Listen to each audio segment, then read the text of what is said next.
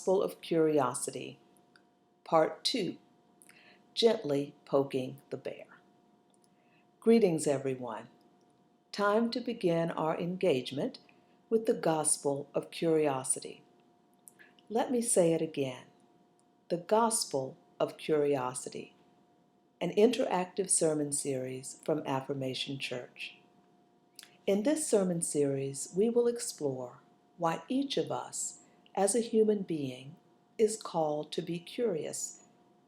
Why, as Christians in particular, our individual and communal task is to constantly explore, question, walk into familiar and unfamiliar spaces with the self-confidence and courage to engage with others and to find challenge and joy in the unknown. We will explore what the Gospels of life say to us about the times when it feels we have taken in all we can, when we are full, overwhelmed, and in need of release. We will explore what they say to us about the times when, no matter how curious, how open we are, it seems as if we cannot bring in enough of anything worthy of fulfilling us.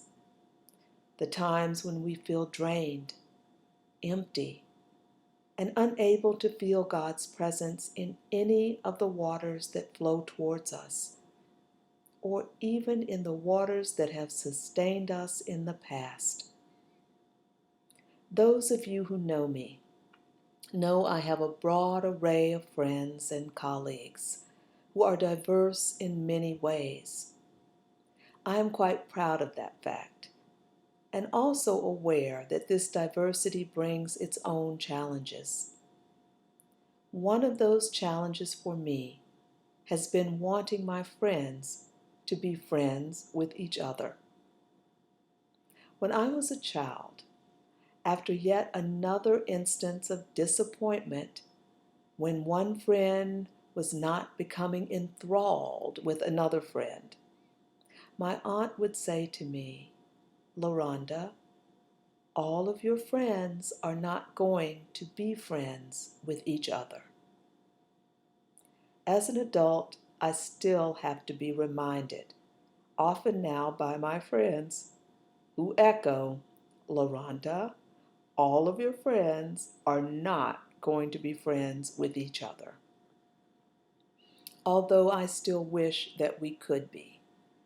I have learned to focus not on having an all-encompassing festival of friends, but on the gifts this array of individuals brings into my life.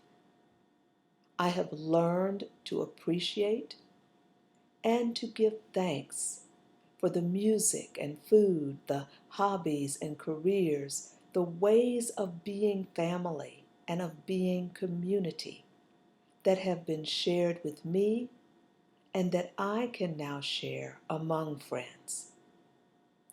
Each of us comes to any relationship, any encounter, any discussion, and any sermon already formed by the cultures, and I want to emphasize the plurality of that word, cultures that have shaped us and that continue to shape us. As we go about our daily lives, the interaction of cultures around us and within us can feel frightening, overwhelming, or impossible to mix with what we already know, with what we've been taught to believe is true about ourselves, about our neighbors, and about the world in which we live. I believe that even with these fears and challenges, being open to these interactions, being curious, or to use a well-worn phrase, poking the sleeping bear in a gentle and friendly way, helps us reach deeper truths about ourselves, about God, about our faith, and about all other life that ultimately makes our daily existence more meaningful and more joyful. So, How do we begin? As we bring together this diversity of cultures in virtual or physical space, finding the words, the languages in which we can engage may be difficult at times, and I firmly believe it cannot be done by consuming only sermon sound bites or in a few momentary interactions. To find inner peace, to maintain that peace, to transform in positive, holistic ways that bring healing to ourselves and to the life and the creation around us, takes time, work, courage, and a willingness to be vulnerable. We must have moments of silence and of reflection, a willingness to listen, and a willingness to share our own stories and experiences. As I sit with each sermon, I picture your faces. I think of the goodness, the generosity, the compassion, the sincerity and depth of heart that I have experienced from those of you I know personally. And my heart breaks to realize that you may not have the opportunity to experience those qualities in others because something will trigger mistrust, fear, even hatred, because of differences in political affiliation or ethnicity, or race, or sexual orientation, or age, or religion, or even geographical location. In these sermons and related materials, I hope to increase your desire to learn more about yourself and about each other, to make curiosity a positive component of your daily life and a grounding element of our Christian identity.